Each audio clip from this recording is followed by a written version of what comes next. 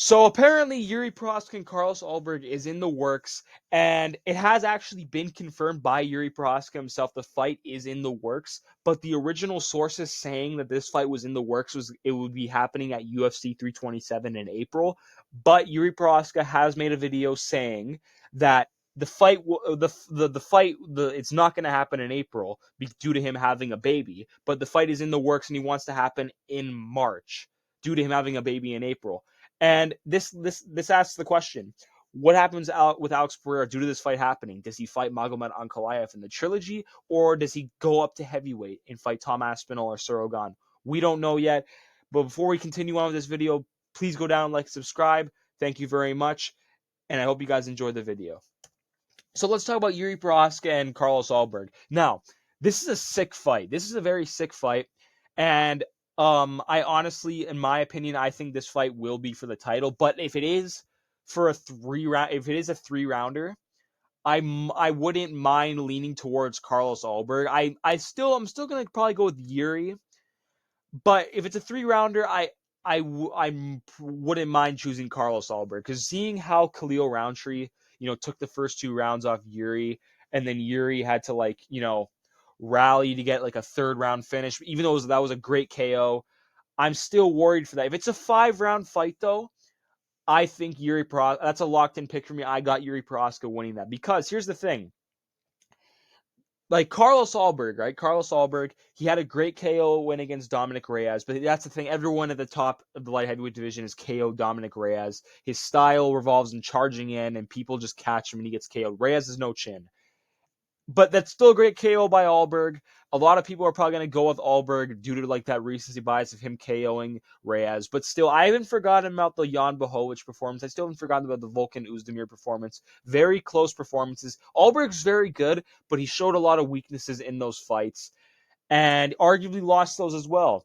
And if I think it's a 5-round fight, I think he'll take a couple rounds off Jiri Prochazka. I think that's what's going to happen because, seeing the Khalil Roundtree fight, I think Ulberg's a great enough striker where he will take rounds off the first couple rounds off Jiri, in my opinion. But then Jiri, if it is a 5-rounder, I think he'll be able to take Carlos Ulberg into that dogfight and KO him in the later rounds.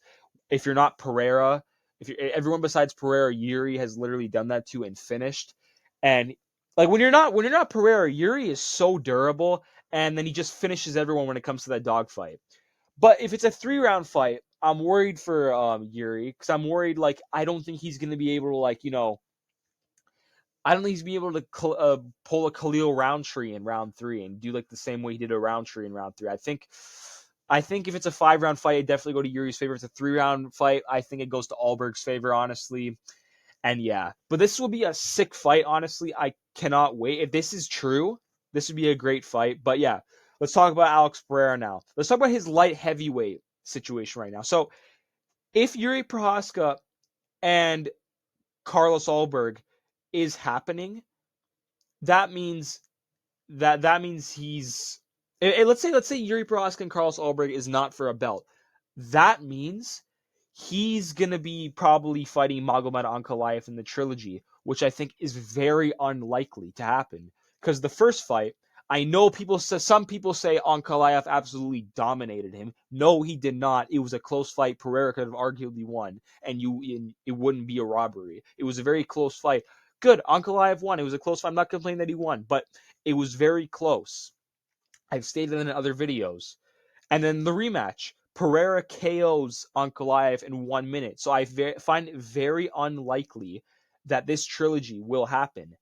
I find it very unlikely. But if it doesn't happen, Magomed Ankalaev is who does he fight?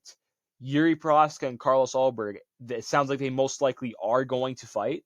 So, and Jan Blachowicz might rematch Bogdan Guskov. And who does he fight? Khalil Roundtree. They're going to jump Khalil Roundtree up to number 1 and give him a chance there. I don't think that's going to happen. They might push up Azamat Mirzakhanov. Honestly, who does Ankalaev fight? But I find it very unlikely that he will be fighting Alex Pereira for a third time due to how close the first fight was and how he got KO'd in a minute in the second fight with ease. So I think Jiri and Carlos Ulberg is for the UFC light heavyweight vacant title. I honestly think if Pereira, let's say he's moving up, I think it should have been Ankalaev Yuri. I made this statement in my other video, on another video I made, saying if Pereira stays, he should be fighting Ulberg due to it being a fresh matchup. But if he leaves, the vacant title should be towards Ankalaev and Yuri.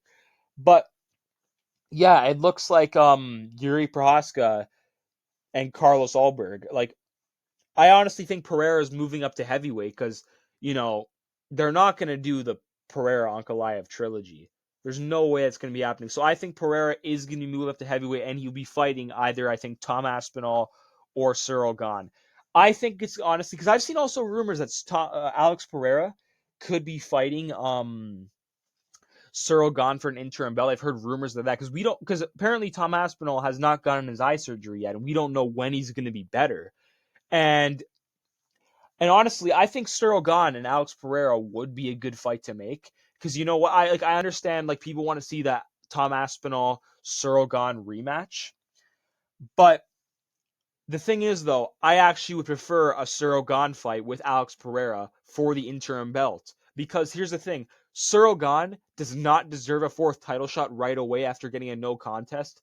That's crazy to me. Cyril Gane gets like I've said this before, and a lot of people say this too. Cyril Gane is known for getting the most undeserved title shots ever, infinite title shots.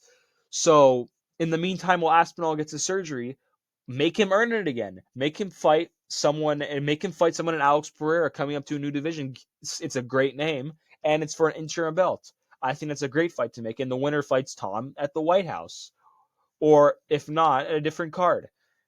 If Pereira wins, it obviously be at the White House, but if it's Cyril Gane, probably not. But you know what I mean. In the meantime, while Tom is dealing with his eye stuff, I think instead of Cyril Gane just sitting on his ass because he didn't even deserve the shot in the first place, Rob Volkov, make him earn it and fight Pereira coming up for the interim UFC heavyweight title. Then it would actually make sense for Cyril Gane to fight Tom Aspinall instead of just getting another title shot after ruining a main event. That fight with him and Aspinall is highly anticipated, and he ruined it by eye poking Tom.